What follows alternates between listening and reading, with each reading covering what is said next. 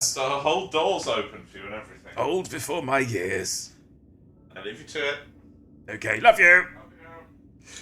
Right, we gotta. We're not gonna start this game. We're gonna explain the joke. That's what's happening now. Yes. Let's go.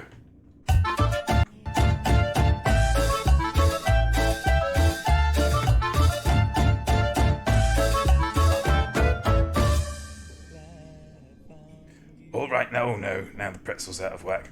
Hang on. Oh, that won't do. YouTube will have a fit. Settle down, everyone. Settle down. We've got a joke to explain. We've got a joke to explain. So let's get on with it. This is a joke that has been sent in by our viewer, Roger Plankton, 1975. So it goes a little something.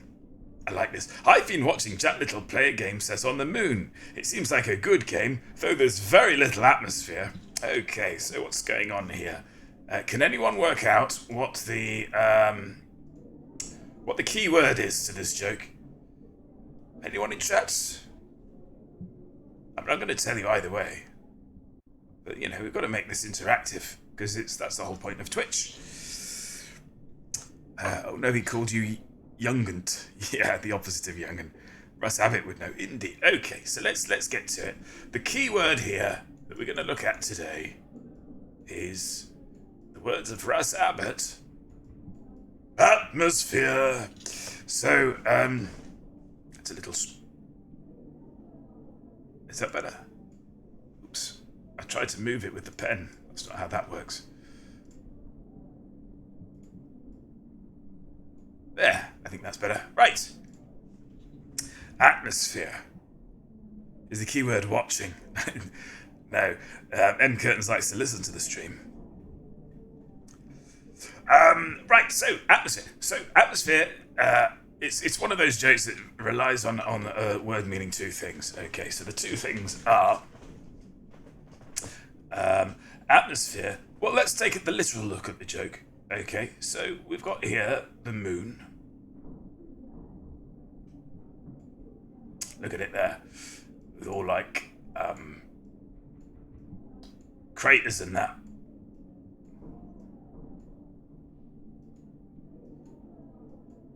It's a beautiful moon. So, it's very well drawn, this moon.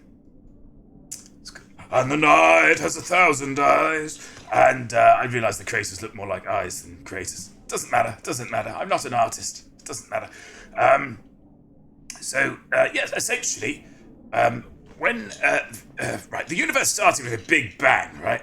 And matter rapidly condensed, and as it condensed, it formed lumps of matter, and those lumps of matter collapsed in on themselves. They were drawn together because matter creates gravitation around it. So as matter draws in together, is that a cookie? It's not a cookie, Paolo. It's a cookie wand. No, it's not. It's the moon. It's the moon. You're indeed not an artist, merely a performer. Thank you. I think it's a type of art. It doesn't matter.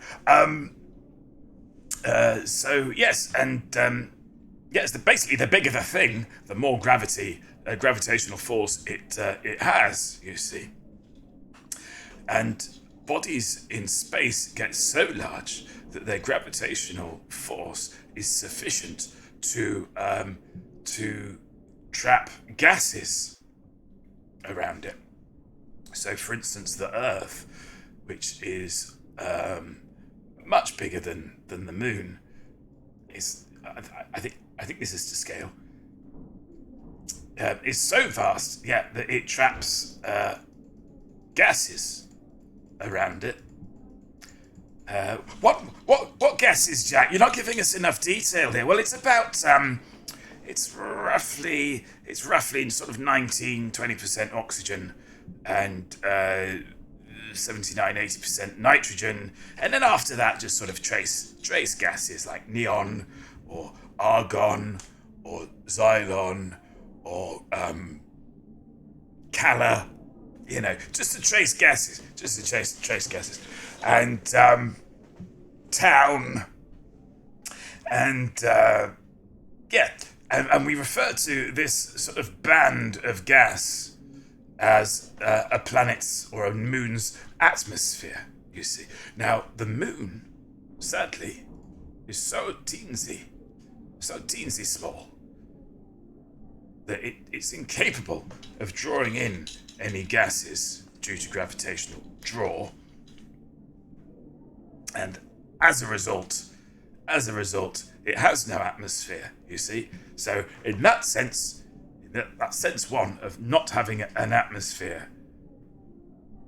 Okay, so we use atmosphere in another sense, which is the sort of, it's difficult to explain, but essentially I suppose what it comes down to is a shared mood.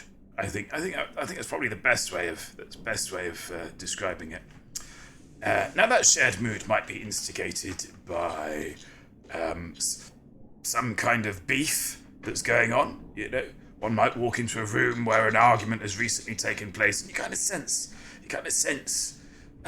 basically by the body language or the quiet of the people in the room, that some sort of row is taking place. You say, "Oh, it's not a very nice atmosphere. It's not a great atmosphere, is it?" And that's something we might say. Or we might have gaily coloured flags on all the walls, and there might be a disc jockey playing hits of the day, and everybody's having a good time. And we'd say, "Oh, that's a good atmosphere. It's a wonderful atmosphere. It's a wonderful atmosphere." Sometimes we'll go to a place where the fundamental purpose of the place isn't very good. However, this is offset by how good the atmosphere is. So we might go to a restaurant, for example, where the food's not all that, but just something about being there that's so lovely that it's not really important. It's not really important. That's how potent and powerful is the human experience, because we're all humans, including me. That's how important atmosphere can be. So let's go back to Roger's joke, not my joke, Roger's joke. I've been watching Jack Little. What I did is I saw my own name and I said it out loud. I do that a lot. I've been watching Jack Little play a game set on the moon. It seems like a good game, though there's very little atmosphere. So simultaneously talking about the idea that the game itself doesn't have much atmosphere, which I would counter. It's got a spoopy atmosphere. That's the sort of atmosphere it's got. But for the purposes of the joke, very little atmosphere in the game, in that sense of shared mood, versus very little atmosphere in the sense of a shell of gases trapped through gravitational force. So, Plankton 1975. I'm looking forward to a bit of Roger explaining soon. Have I explained that joke to your satisfaction? And if so, Plumes is tubbing it up. That's always lovely to read. I'm trying not to picture it because,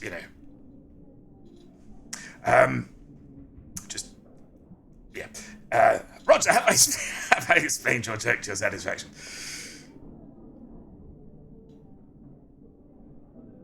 He's trying to find the keyboard now. This is fine.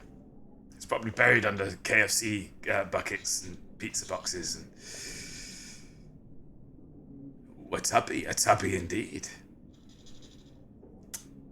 You know what? I'm gonna take an executive decision on this. I'm gonna say that Plankton thinks that I have explained this joke to his satisfaction. So with that regard, I'm gonna get back to the game.